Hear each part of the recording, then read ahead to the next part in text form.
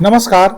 इस अंक में आप सभी का बहुत बहुत स्वागत है। Punjab and Haryana high court ने हरियाणा के करीब 12,000 गेस्ट टीचर्स को नियमित करने के पक्ष में बड़ा फैसला सुनाया है। हाई कोर्ट की डिवीजन बेंच ने राज्य सरकार द्वारा सिंगल बेंच के आदेश के खिलाफ दायर की गई अपील को खारिज कर दिया और सरकार को 2 महीने के भीतर पात्र गेस्ट टीचर्स को नियमित करने पर विचार करने का निर्देश दिया है। हरियाणा में गेस्ट टीचर्स द्वारा अपनी सेवा को नियमित करने के लिए काफी लंबे समय से संघर्ष किया जा रहा था। ये वो शिक्षक हैं जिनकी गेस्ट टीचर के रूप में भर्ती 2005 और 2006 के बीच हुई थी और वे शिक्षक लगभग 20 वर्षों से अस्थायी तौर पर सरकारी स्कूलों में बच्चों को पढ़ा रहे हैं। जब विभाग ने इनके नियमितीकरण पर कोई कार्रवाई नहीं की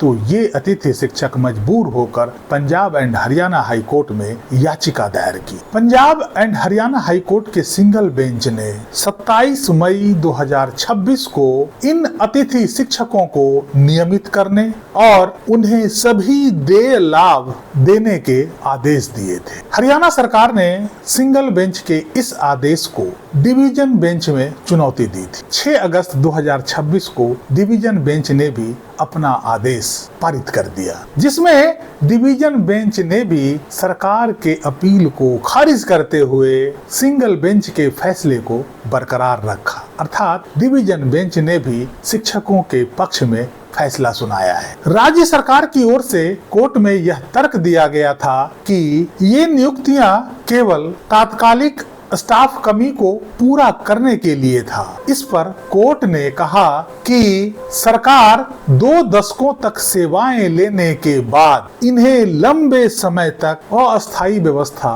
नहीं कह सकती है। 16 अप्रैल 2026 को सर्वोच्च न्यायालय ने वर्ष 2014 की नियमितीकरण नीतियों को वैध ठहराया था, जिसे Punjab and Haryana high court ने अपने फैसले का मुख्य आधार बनाया और अदालत ने सरकार को आदेश दिया कि वह वर्ष 2014 की नियमितीकरण नीति और सुप्रीम कोर्ट के आदेशों के अनुसार पात्र शिक्षकों को 2 महीने के भीतर नियमित करे और यदि सरकार किसी गेस्ट टीचर को नियमित नहीं करती है तो उसे स्पीकिंग ऑर्डर अर्थात लिखित स्पष्टीकरण के माध्यम से इसका ठोस कारण बताना होगा। अपील के निपटारे के बाद अब हरियाणा सरकार पर पात्र गेस्ट टीचर्स को नियमित करने का दबाव बढ़ गया है। अब हरियाणा सरकार चाहे तो Punjab and Haryana high court के डिवीजन बेंच के आदेश को सुप्रीम कोर्ट में चुनौती दे सकती है या फिर इस आदेश का पालन करते हुए राज्य के सभी गेस्ट टीचर्स को नियमित करने का कार्यक्रम को आगे बढ़ा सकती है। यदि इन सभी अतिथि शिक्षकों को नियमित कर दिया जाता है तो इन्हें अस्थायी कर्मचारियों की तरह ही पे स्केल, भत्ते, प्रमोशन और अन्य सेवा लाभ मिलने लगेंगे। ये सभी अतिथि शिक्षक भी अस्थायी सरकारी शिक्षकों के समान रेगुलर पे स्केल, महंगाई भत्ता, मकान किराया भत्ता, मेडिकल सुविधाएं, मातृत्व अवकाश और अन्य प्रकार के अवकाश के हकदार हो जाएंगे। इस फैसले से हरियाणा के सरकारी स्कूलों में कार्यरत टीजीटी, पीजीटी, भाषा शिक्षक और ड्राइंग शिक्षक समेत लगभग 12,000 योग्य गेस्ट टीचर्स को सीधा लाभ मिलने की उम्मीद है। नियमित होने के बाद ये शिक्षक संशोधित वेतनमान, भत्ते, प्रमोशन और अन्य अस्थायी सरकारी कर्मचारियों वाले